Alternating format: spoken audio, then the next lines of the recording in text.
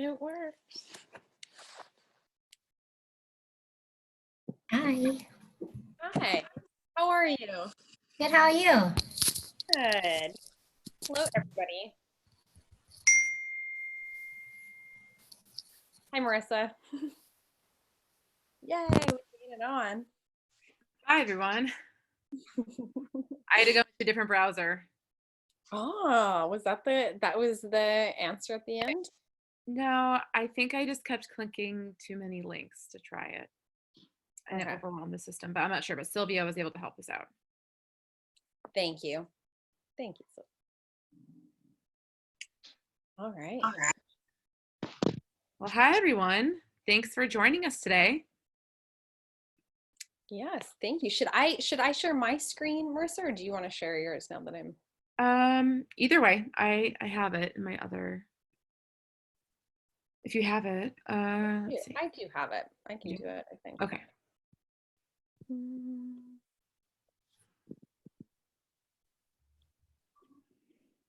All right.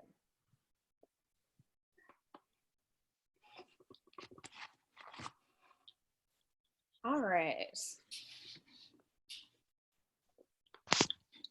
Hi, who just came on?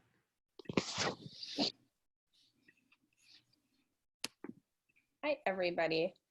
So we want to be really aware of your time, and thank you for coming onto yet another Zoom probably meeting or platform, because probably you're doing a lot of that.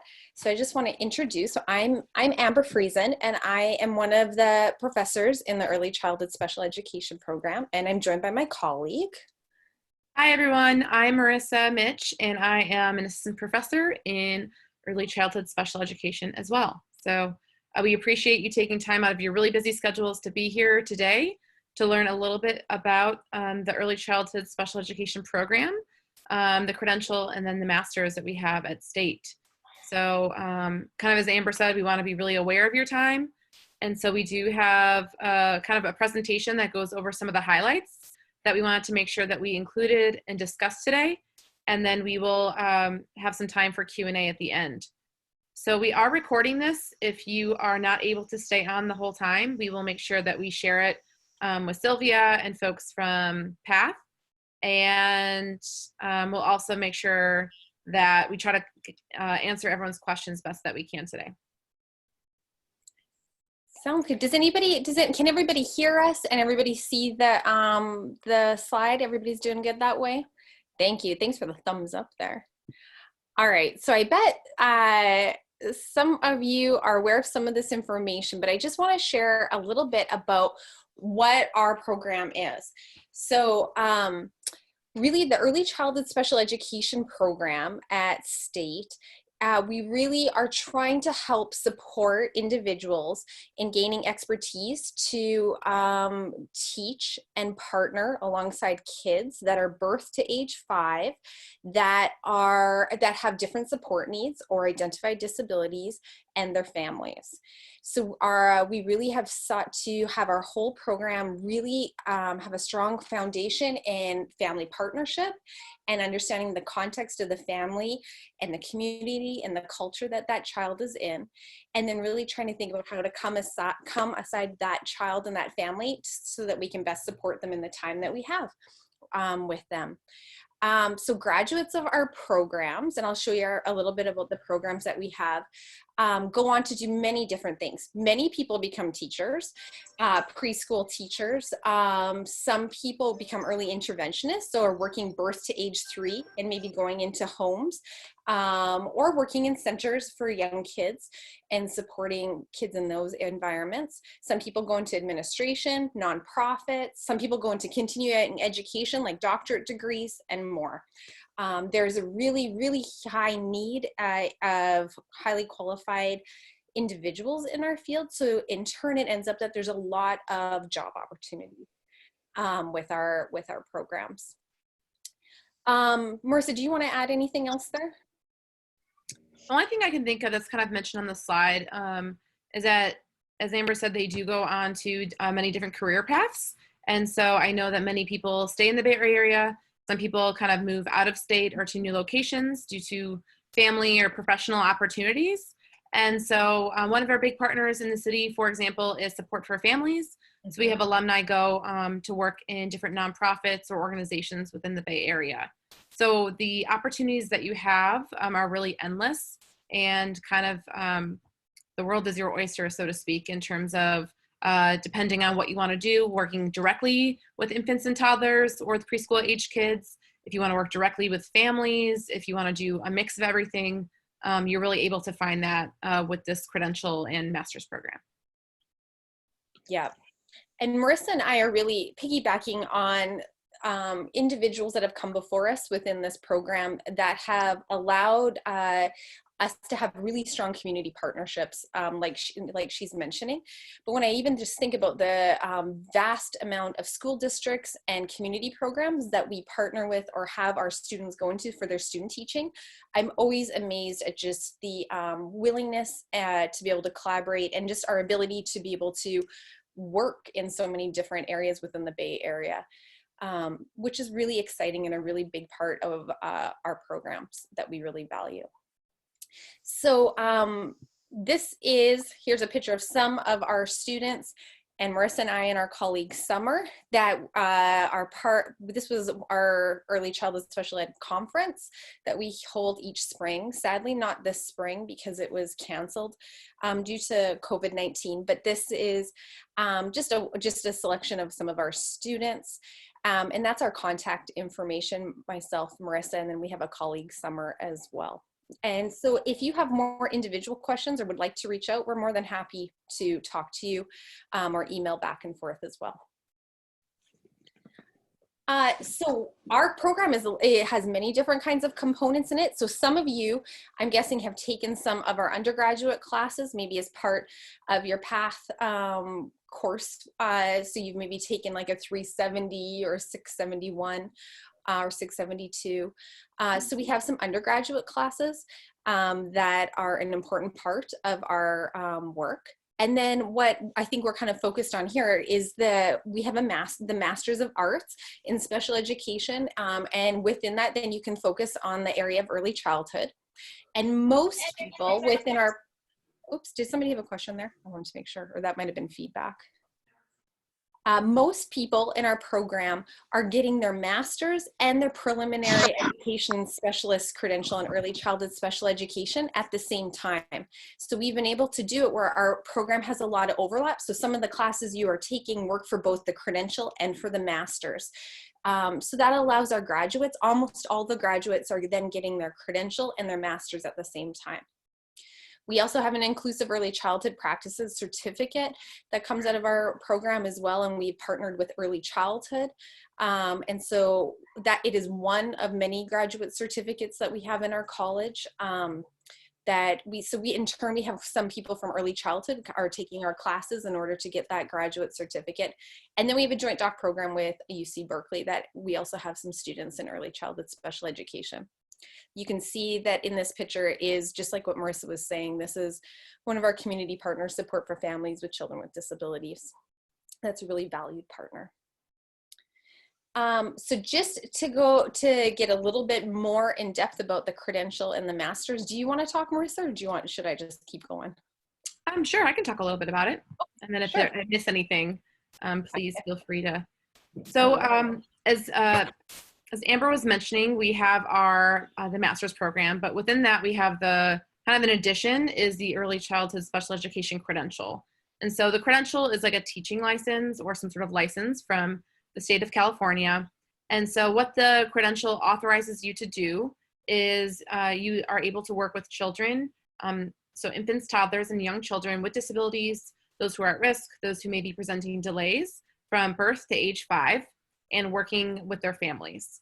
And so this credential allows you to work in different types of settings that may require this credential or this license. So that's why a lot of our individual students end up going on to work in, say, public schools or public preschools, for example.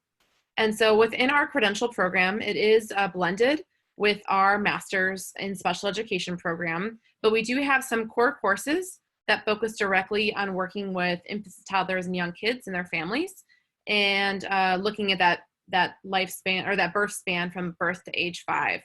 And so we really do focus on early intervention. We focus on teaching supports and strategies and interventions. We think about working with young kids with delays or young kids with more significant disabilities or significant needs. We think about kind of the different domains for learning. We think about working and partnering with families and collaborating. And so through just a few of those different topics that we have, you'll take a couple of years worth of coursework for the Master's in Credential, which we'll talk a little bit more about next.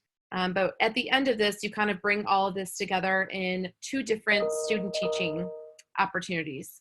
And so you have 2 different semesters, meaning either a fall and a spring or a spring and a summer, kind of what works best for you and your schedule. And you have the opportunity to do a placement with infants and toddlers and families. And then you have an opportunity to do a placement within preschool settings. So oftentimes we're able to work with our students to find a placement where they're able to have a mentor teacher, where they're able to have a supervisor from the university come out and supervise and support them to go along with some of their course assignments. And a lot of our students are able to actually do some of their student teaching in their current workplace environment. But those are kind of details that sort of get finalized towards the end of a program. And as I mentioned, the credential oftentimes kind of goes hand in hand with the master's program. So it is somewhat 2 separate areas, but we, and because of faculty who've come before us, we've done a really good job in continuing having a blended program between the master's in special education and then the early childhood special education credential. So Amber, is there anything that I missed while I was talking about that? I think that's great. I think I would just say many of our courses have fieldwork components within them. So you're going to be trying out lots of things within the field. And then as Marissa said, near the end of your program, you have 2 semesters worth of student teaching. Infant toddler is around 120 hours in the field, and preschool is about 200 hours in the field. And yeah, and so as you do your credential, you're also working towards your master's. This allows you to, again, you're using the same coursework where you're developing expertise in early childhood special education. You take a couple research classes, and as part of this, you get to decide how you want to end your master's with some kind of a culminating experience. Most of our students pick a comprehensive exam where they get to choose between some essay questions and demonstrate their knowledge. We have somebody who will help mentor you through that process, practice questions, and so forth to get you ready for that.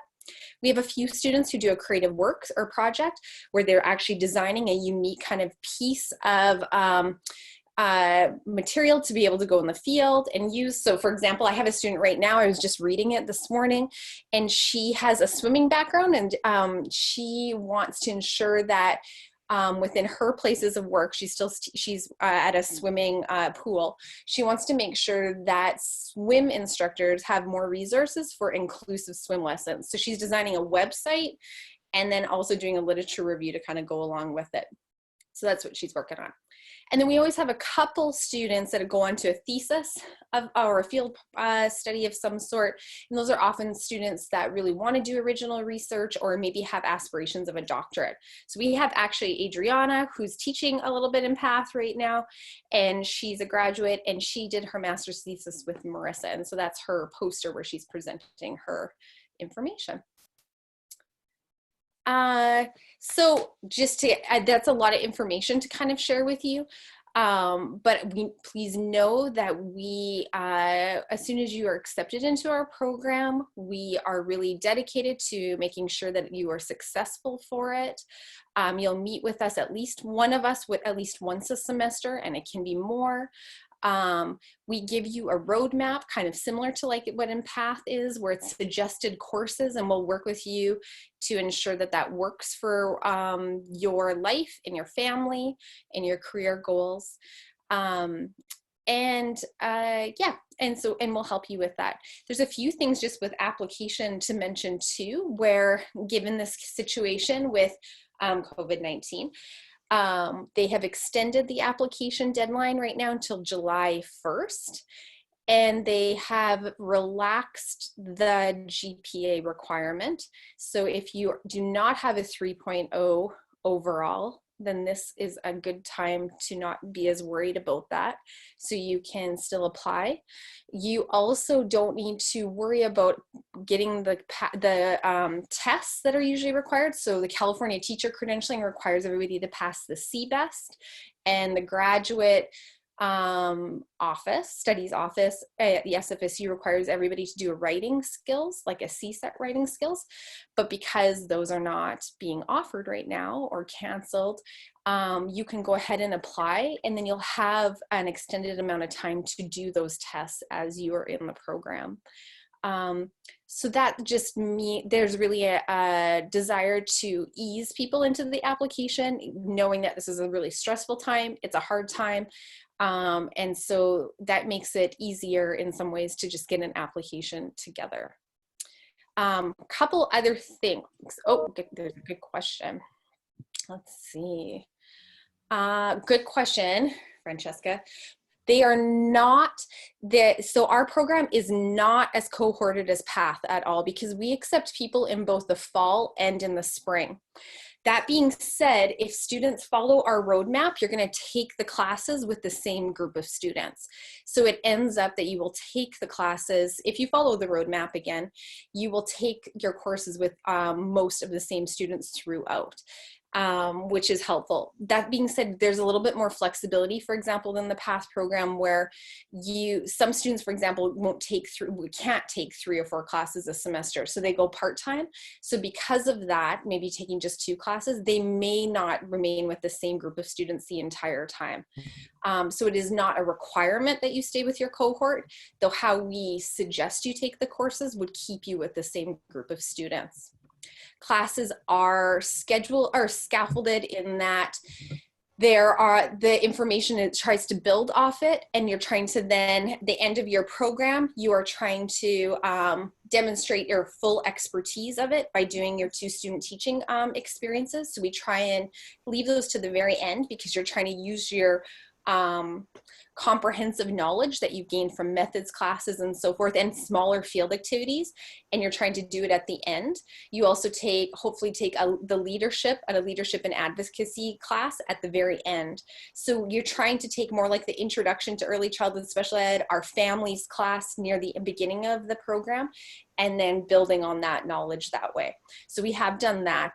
So again, if you follow the program of studies, and that's how we'll try and advise students as well, then it should do that. Let me know, Francesca, if that answers your question or not. Yes, the CBEST right now and the CSET are still required before you graduate right now. They haven't been, they have not been permanently waived. It just means that it used to be that you had to take those tests before you could officially be accepted. Sometimes you could get a conditional acceptance, but now you have more time. You can get accepted and you will be given a certain amount of time, but you need to pass the CBEST, for example, before you do your second student teaching. That's a California teacher credentialing requirement. And in order to graduate from the master's program at SFSU, the graduate studies office requires that you have a writing thing. So we often have some students that are struggling with that, and Marissa and I will try to help support that as well, whether that's putting you with people who have just recently passed it or other people that are trying to pass it. We have connected people with alumni who've maybe struggled and then figured out ways to pass it. And so we try to build a support network for you with that, and ensure that you have the space to be able to study and pass those. But yes, those still are required. You just don't need to have them before July 1st. And as for, there's flexibility. So you could hear when I was talking about Francesca's question, what we plan our classes is that you're taking about 3 classes a semester. And so that's considered full-time. Some students find that great. Some students are able to do 4. Some students only can do 2. And that's a little bit dictated on what your own life is as well, and what you're doing, what you're working. I would say most of our students are working in early childhood or early childhood special ed in some capacity. So most of our students are in some kind of classroom or early intervention setting. So that's why all of our classes are in the evenings, 4 to 7 or 7 to 10. because everybody's coming from work. Some people do it part-time, and then it's going to take you longer. How we plan it out, when you're taking about 3 classes a semester, it's going to take you 2 years and a summer usually is what we say. That would be accurate, right, Marissa? And that summer is usually your second student teaching. So we give that option because a lot of our students get jobs as they are going through the program, including teaching jobs that require the credential. So then they get on what is like an emergency license, or it's called the intern credential, and they have a certain amount of time to complete their credential then. And so then they're working in their actual dream preschool classroom, and then they use the summer when they're not working to complete the infant toddler. Sometimes that's switched around too. Sometimes people are working in infant toddler settings, and then they use the summer to do preschool. So that's why we usually say 4 semesters in a summer usually, and that's going to get you your credential and your master's. And the only other thing I can think of is that I know a lot of students are part of a requirement of PATH is that you're already working in some sort of early childhood setting. And so, as we said, most of our students are working in early childhood or early childhood special education classrooms. But we do acknowledge that there may be a transition from classrooms you've taught in the past to working with young kids with disabilities in a classroom. So as students become interns or as students transition to working in these classrooms, there are different types of supports that we provide through state and making sure that students are set up for success in their own classroom. And that's primarily more for those who are taking the lead teacher approach, but we do have other students who are also paraprofessionals or some sort of teaching assistant, just because that works better for them and their family. Yeah. What was that was great. I was going to add one thing to it and it slipped my mind. Maybe it'll come back. I think that this flyer was sent out to everybody, and we're happy to share it as well, where it gives you the link of where you can apply on it. It gives you a little bit more information regarding the fact that our coursework's offered in the evening. We have hybrid options of most of our classes are at least some part online. So sometimes it's more like 2/3 in class, 1/3 online. We have one class right now that we have pushed to fully online. Well, I should say all of our classes are online now, right? But Permanently moving forward, yeah. But not permanently. But we have one class permanently that is online, and we've gotten some good feedback with that. And that's, again, just acknowledging the fact that we try and kind of have a mixture where you are on campus and you're working from home as well. We have some really cool funding opportunities right now that you can consider. One of them is a federal government grant called GROW. And that is, we made the case that, again, we need more highly qualified early childhood special educators and more highly qualified speech language pathologists, and that we want them to work together. So this is a program where, upon getting accepted to the credential and masters, you can apply to Project GROW. Upon being accepted to that, we can usually accept between 6 to 7 students each fall. And with that, then we can provide you funding, about $10,000 a semester, so $20,000 a year.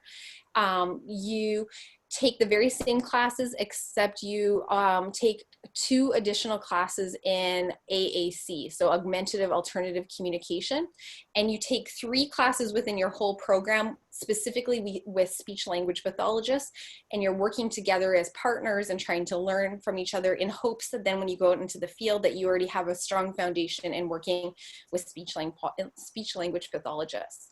So that is one opportunity, and upon being accepted, you're invited to apply to that. And it's been great. We have our first cohort is just finishing their first year. We've had 6 early childhood special educators that right now that are fully funded through that. The Golden State Teacher Grant Program is another really beautiful opportunity from the state level, where they provide funding for future teachers that are in kind of areas that really need highly qualified teachers. So special education is one of those, that there's such a high need. So, and upon applying for that, that's really for people who are interested in working in what they call priority schools in this grant.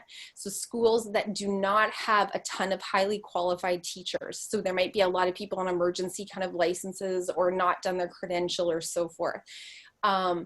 So Upon clicking onto that link, you can see more information about what's considered a priority school and seeing if that's something that you are interested in. That is also for $20,000. And each institution that qualifies for that is given a certain amount of slots. And so San Francisco State has, I think, over 70 slots that they can give that amount of money to.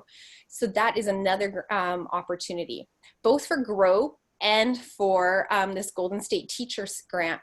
You do not need to pay the money back, but you do have to sign that you're going to remain in the field for a certain amount of time. So really this is for them to get their money's worth, right? Where they're going to invest in you for your education, and then they want you to stay in the field for a little bit. So for every year of funding, for example, you're going to commit to a certain amount of years in the early childhood special education field in some capacity for that. So it's called a service obligation with that. And then you don't have to pay the money back. We also, through SFSU, have quite a few different types of scholarships that you can apply for. And many of them are geared just to special ed, or maybe in some cases early childhood special ed, like the PAF, PAFF scholarship. So there's also opportunities there, and a lot of our students have had success applying each semester to get their smaller grants, but they continue to get them throughout their whole program as well. So that's kind of an important thing to just know about. So again, in both, all of these opportunities, you can start to apply for upon being accepted into the Credential and Master's program. Did I miss, was there a question about that? I just kind of reiterated. Okay, yeah, so GROW, we can, so it's because it's a shared grant, so there's approximately 6 or 7 speech language pathologists each fall and 6 or 7 early childhood special educators each fall. So our first cohort of actually 13 just went through, and then this cohort, we can have up to 14 actually, it looks like, with our budget, so 7 and 7 will go through together. Yeah, we have lots of different ways we can communicate with you. We have a website. We have an iLearn page. So upon being accepted to the program, you'll get accepted into a specific program that's just for early childhood special education. We communicate through our emails, and we have a Facebook page, actually, and an Instagram page, right? Yeah. Somewhat dormant, but we're coming back. We'll come back with it too. And yeah, oh, and a couple other, we just have lots of cool opportunities too. So we usually have a conference each spring. Again, that didn't happen this one, but it was going to be awesome, and it will be awesome again. That's held each spring. We also, I know a lot of you will have heard of with the South Africa because of Legia's work with that, but we always try and send some of our students to South Africa. So this summer we were going to have 3 active students and our doctorate student and an alumni go, and sadly that also has been canceled too. But that's something that we're just really grateful to be involved with, and really thankful for Legia's leadership with that. So we've got lots of cool things going on. Mm-hmm. Let's hear from you guys. Or did I miss anything, Marissa? The only other thing I can think of is we kind of touched a little bit earlier. It was on the slide.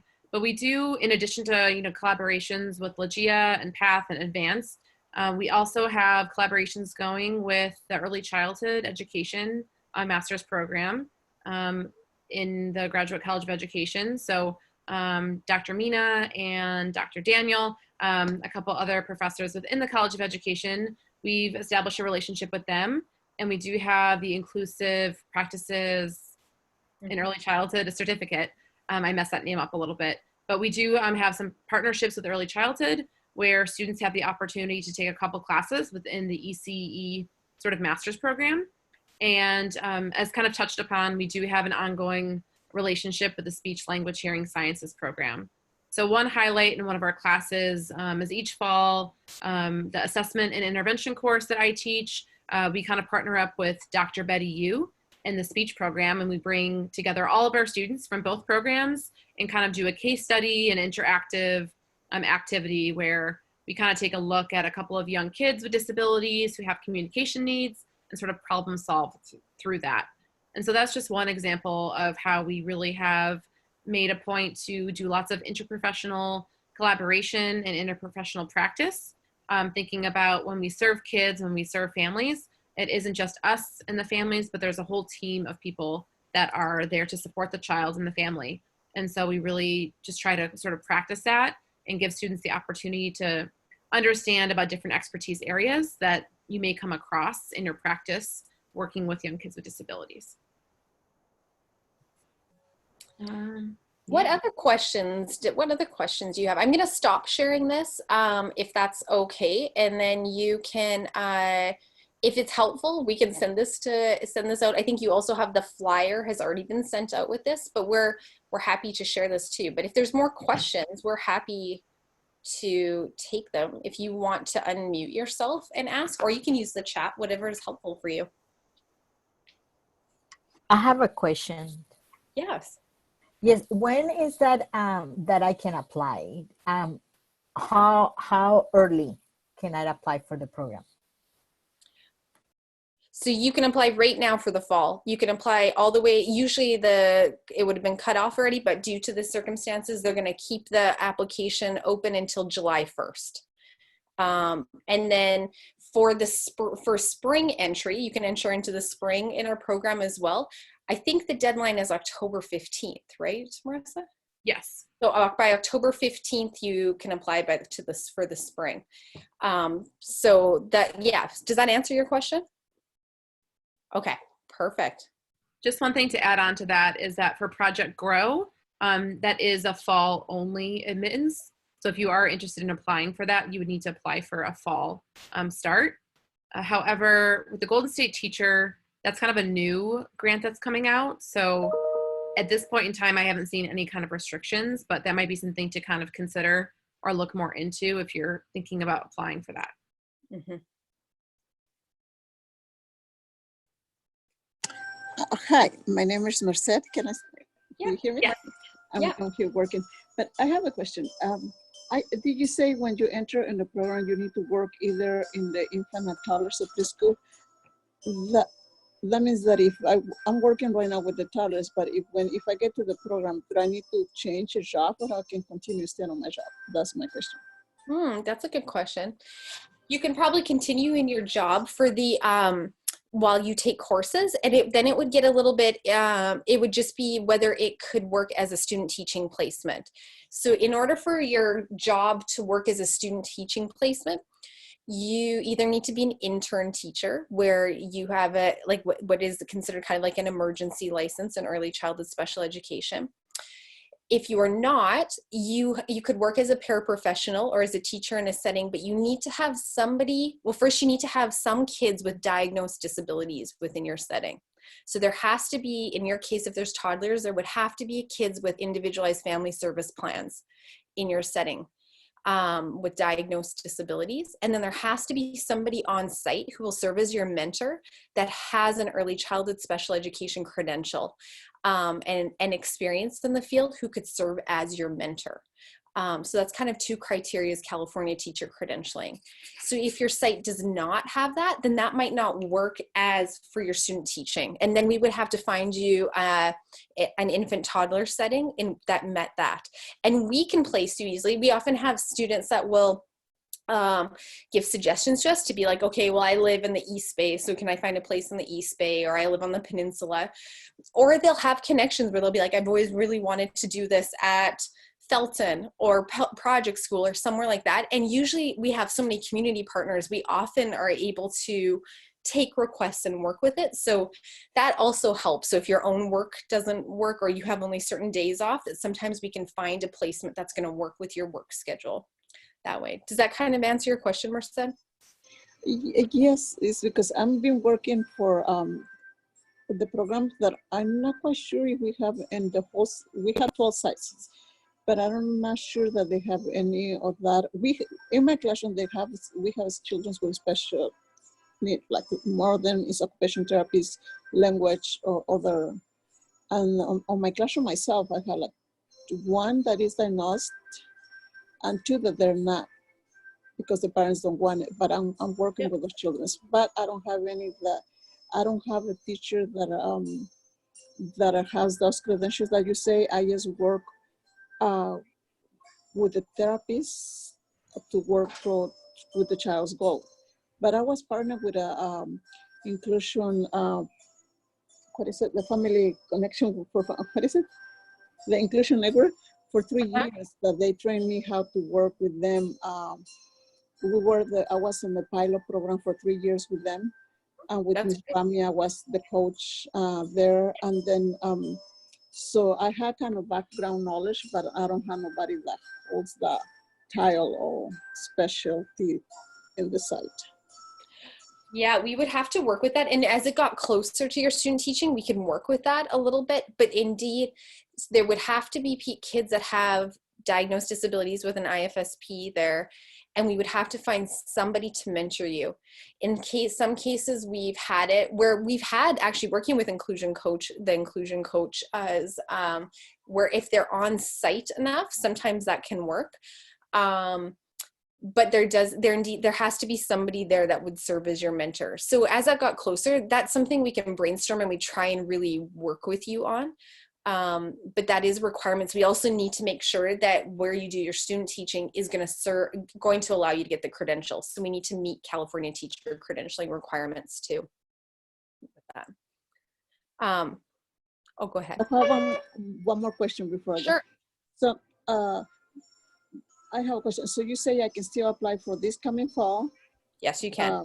But then while I'm working, I can go to school, but if that center doesn't qualify, I can just take like a day off from my job and go and do my other practical in another place. So I have to be fully employed in another job.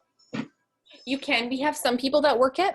You have to get those hours in within one semester.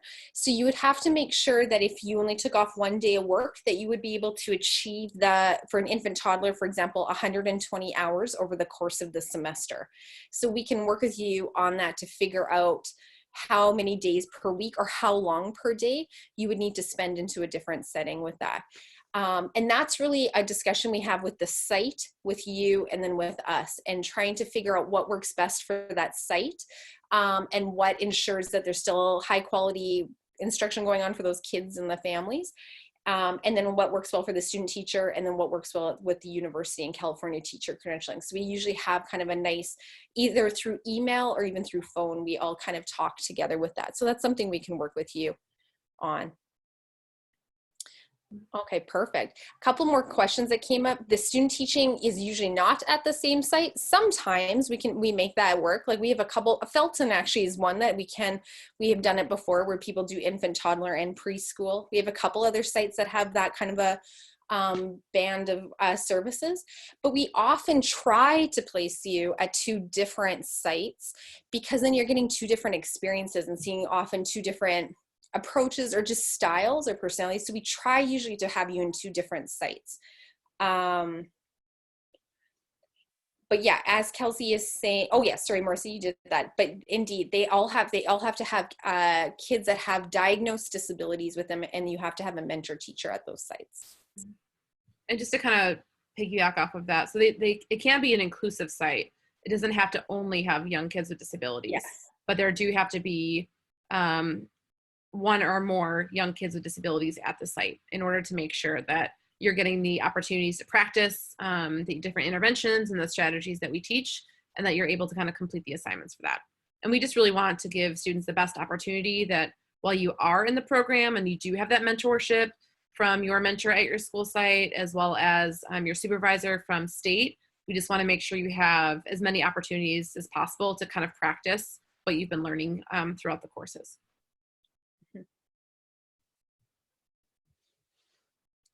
Anybody else? I had if you could just repeat like some information that I think I might have missed regarding one of the grants, and I believe it's the second one, the Golden Gate one. Something about like committing yourself to work at a certain site, but then you wouldn't have to pay money back or something. I think I missed Yeah. some information. Yeah, both Project Grow and the teacher grant through the state both have service obligations as part of them. So you get that money and can use it in any way that you want to support your education. So tuition, textbooks, childcare, transportation, resources. But the expectation then is that you work within the field for a certain amount of time. So for Project Grow, for example, for every 1 year of funding, so every $20,000 you get, you need to dedicate 2 years of working within early childhood special education settings. And as Marissa was saying, that does not mean just only with kids with disabilities. That can be an inclusion sites. It actually can be meaning to go to your to your doctorate. It can be a nonprofit. There's different ways to get that service obligation. And the same with the teacher grant, where you have to dedicate that you will work in a priority school in that case. So you're needing to work in a school that has a lot of teachers that maybe have not finished their credentials or their education. And so they want to have more highly qualified teachers there. So to see if that is a good fit for you, you would want to follow that link off the flyer, and then they have a whole list of what they're defining as priority schools, so you'll be able to see everything. And so if that fits within kind of your career goals or where you could see working, then that might be a really good opportunity for you. Does that answer your question? Yes, part and partial. I think you also said like paying the money back. So is this something to do with your taxes that you pay? You don't pay the money back. Oh, okay. Okay. You only would pay the money back. So the only time you would pay the money back, I should clarify, is if you started receiving the money and you did not finish the programs. So if you started your teacher credential and masters and you took money for like 3 semesters, but then stopped and didn't get finished, then you would have to pay the money back. Or if you graduated and then you chose not to work in the field, then you would have to pay the money back. Both of the grants have different rules and regulations for that. So that's something, for example, for Grow, if you apply and we offer that to you, the meeting that we have at that point is that you fully understand what the service obligation is for and the amount of time you have to work in the field and how you can take off time if you get pregnant or if you have health issues or so forth. Looks like COVID-19 is going to be one of those things that can help you extend the amount of time you have. And so there's lots of different things with each of those grants. So what I always say is that you can apply for them, but you also want to just understand exactly what is required of you for that service obligation. And for many people, it's such a good fit because they want to be in early childhood special education. There's lots of jobs. So they go there, they work for 4 years, and then they're released. So, and there's nothing else that they have to do. Great, thank you. Just one thing that's kind of come up in chat is that since we are with state, and as Amber mentioned, we do have our hybrid courses. So all the early childhood special education courses, which are a good chunk of them, are all hybrid. So about 2/3 are on campus in person, and about 1/3 is online. And then we do have the one class that is fully online. Well, everything's online right now because of COVID-19, but permanently after this, it's always online. But we do follow the same semester schedule as state. So if you think about what your PATH program looks like in terms of starting towards the end of August, we follow that schedule, and then right around mid to late December is when we end, and then we have the same types of breaks. So you have about the 4 to 5 weeks off for winter break, and then come back at the end of January for the semester. So we do follow that same schedule. Our classes are typically during the week. We don't have any, at this time, any weekend classes. So they are Monday through typically Thursday. There may be an occasional Friday class, but that is something to kind of consider as you're thinking about this as an option. We have a really great group of students, I will say. So I have been here, this is maybe the end of my 7th year, or I think since 2012. And I would just say that our students are really dedicated because a lot of them, like you, they have finished their bachelor's, they have families, they have jobs, and they are making a really concerted decision to be like, I'm coming back to school. I want to get this master's in credential. So I think something that always strikes us is that we just have very dedicated students. They are working really hard. They really want to learn. And in turn, it just becomes a really beautiful community in that people network with each other. You get to learn together with other groups of people, and we just are often inspired too by our ability to work with them. So I think we have I would say we have the best students, but we're probably biased too. So if you have more questions, we can stay on longer. Otherwise, you can also email Marissa and I. We would be excited if you have more questions specifically about the application process. We are happy to help you with that. Yeah, and just thanks for taking your time to just think out with us if this is a good choice for you or not. One thing that has helped some people is connecting with an alumni.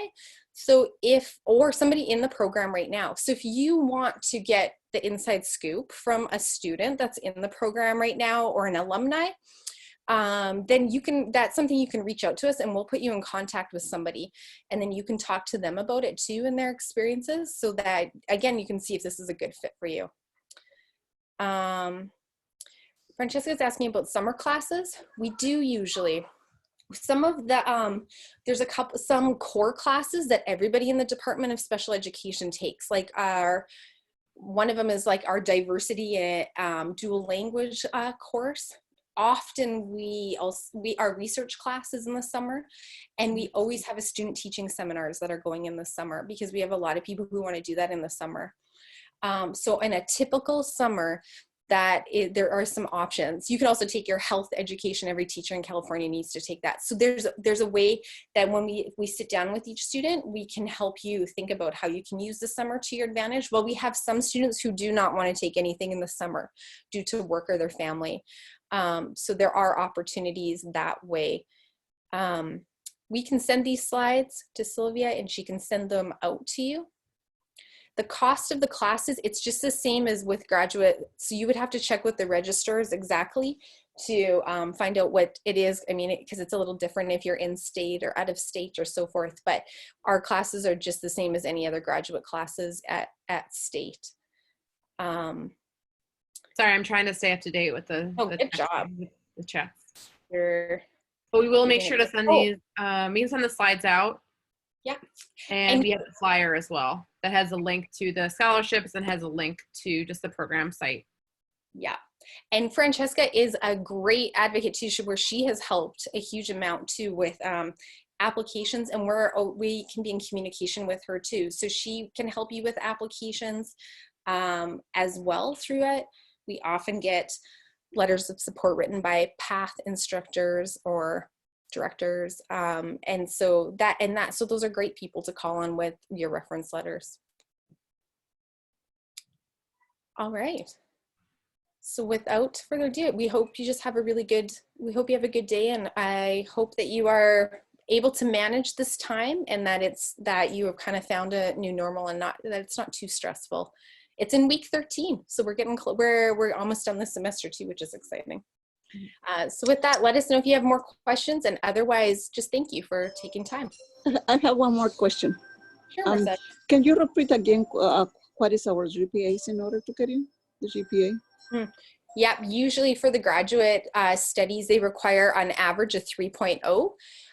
But that is relaxed now, again, due to COVID-19. And so if you have a lower overall GPA than that would not disqualify you. If you want to talk specifically, so if it was really low, that could be an issue. But if it is in that ballpark, then that is not something that's going to disqualify you. So if you want us to talk more specifics, you could email us too, and we can let you know. All right, thank you. Thanks, everybody. Thank you, everyone. Have a good day. Have a good day. Take care. Thanks, Marissa.